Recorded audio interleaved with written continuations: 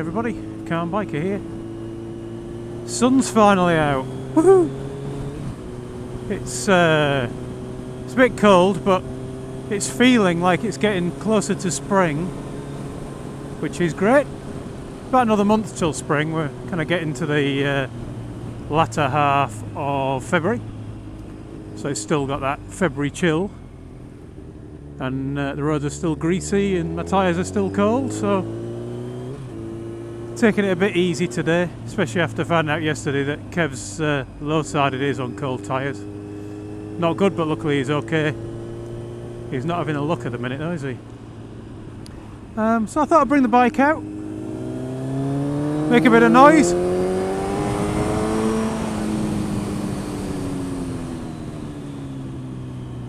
God, it makes a lovely noise. You've heard me a few times grumble about employing people and how it seems tricky to get people half the time. But recently managed to employ 2 people. Expanded the team, which is good, so an extra 2 developers on the team. So they're now learning the ropes. And it's quite a variety. Oh, this is greasy. Quite a variety we've got.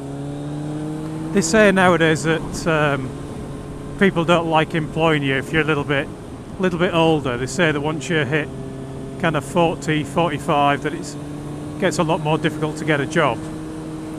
But I kind of don't think like that myself. So one of the chaps I've employed is in his 50s, and one of them's 19. So the 19-year-old, obviously not a lot of experience of what we do, but come on as a junior so we can train him up, almost like an apprenticeship in a way, but a junior software developer. And it's fascinating, not because of his skills or because of anything to do with software development, but because he's 19. So he's 25 years younger than me, or thereabouts. He could be my son. Actually, he almost could be my grandson, which is slightly disturbing. I mean, that would be a push, obviously. But he thinks so differently, and his experience is obviously so different. It makes me feel old. And it was little things. So little things like he didn't necessarily understand why some people left a bit of tea at the bottom of the teacup. Although we're having a bit of a resurgence at the minute in loose tea leaves. Call this diesel, somebody's been having a leak. So we're actually in the office now. I think this is probably partly reaction, but he didn't realise that people would often leave a bit of tea at the bottom of the cup because they're so used to having tea leaves at the bottom. Skip over that bit where it's a bit drier. So used to having tea leaves at the bottom, they didn't want a mouthful of tea leaves. So we've been having a bit of resurgence in the old tea leaves. So we've got these little tea strainers at work now, and maybe he's learning from that's the reason. So we're talking about things like mobile phones. I remember mobile phones not existing and being a bit of a wonder, really. And then this diesel's really irritating now. At some point there's got to be a car by the side of the road with none left in, surely. And then it'll stop. Yeah, I remember when there weren't any mobile phones, and then remembering when there were big mobile phones, and when I used to turn up to go on site or something to repair a computer back when I was doing that kind of thing. I'd have this big brick of a thing, and people would look at it and wonder what the heck it was. And now they're ubiquitous. And back then you couldn't even send a text, never mind go on Facebook or Instant Messenger or anything like that. All you could do was spend your 50 pence a minute making a phone call. And a lot more than that if you were calling another mobile phone.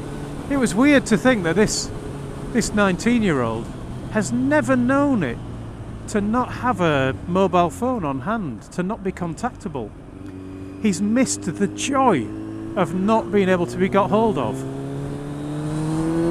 You know, that wonder nowadays of A day when nobody can get hold of you, when you can have a weekend not wondering if somebody's going to call you and ask you a work-related question. Or you can go to bed at night not thinking somebody might ring you in the middle of the night because there's an emergency at work. He's never known that wonder and probably never will. Unless, of course, there's a zombie apocalypse.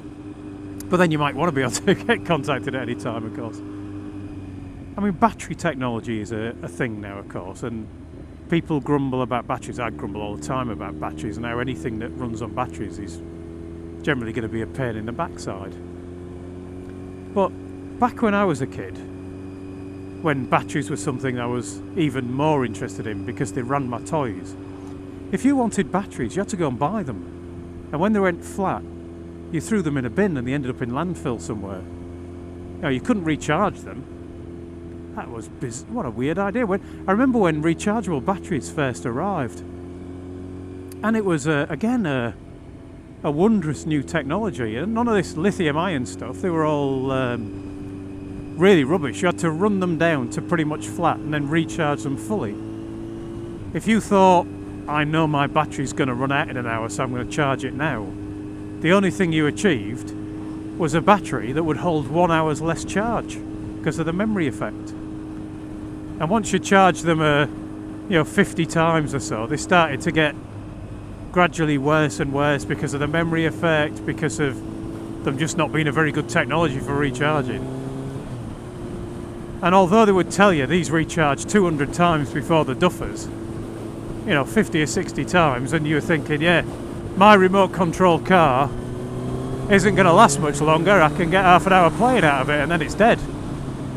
And the best toys that ran on electricity.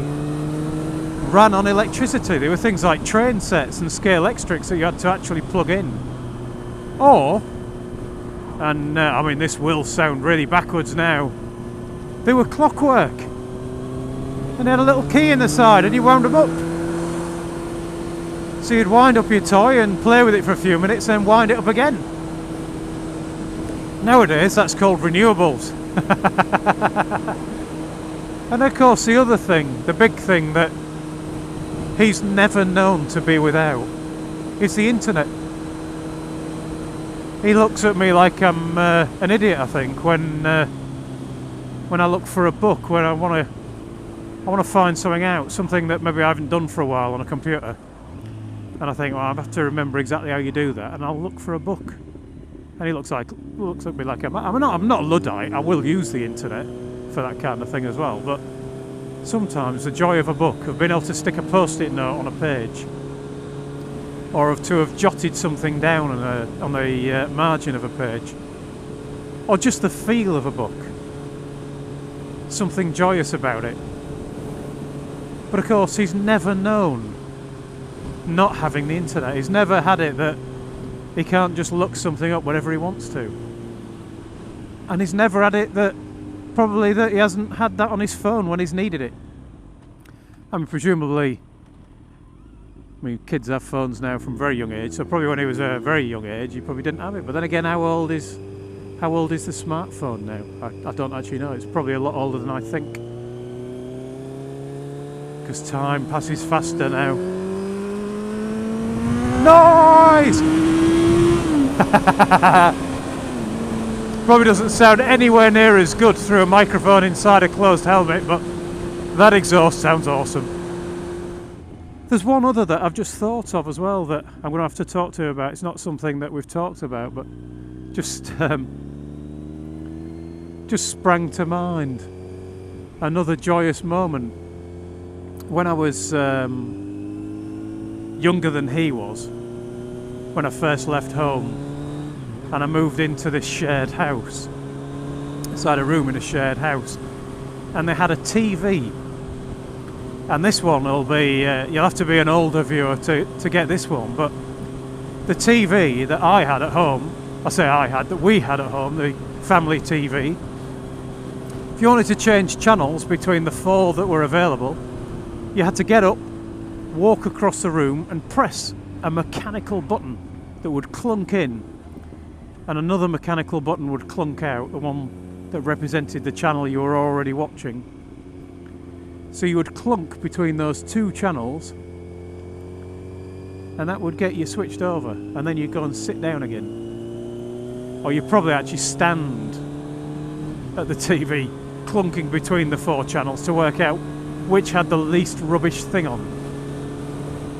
When I got to this other house, they had a remote control. But it wasn't a remote control how you might think. It wasn't one that ran on a AA battery. It had a wire that was about 15-20 feet long. Little tiny thin wire, like a speaker wire.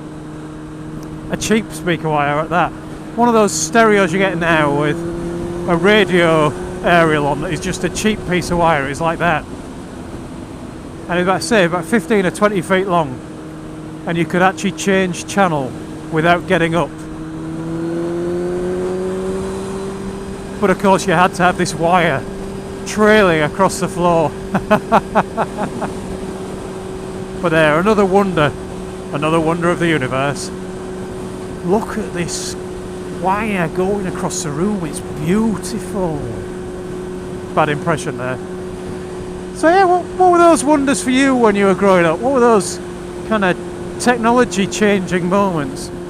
But actually the technology's moved on so far now that their youth wouldn't even recognise it. Let me know in the comments. Thanks for watching this rambling dribble. Ride safe everyone, and I'll talk to you all again soon.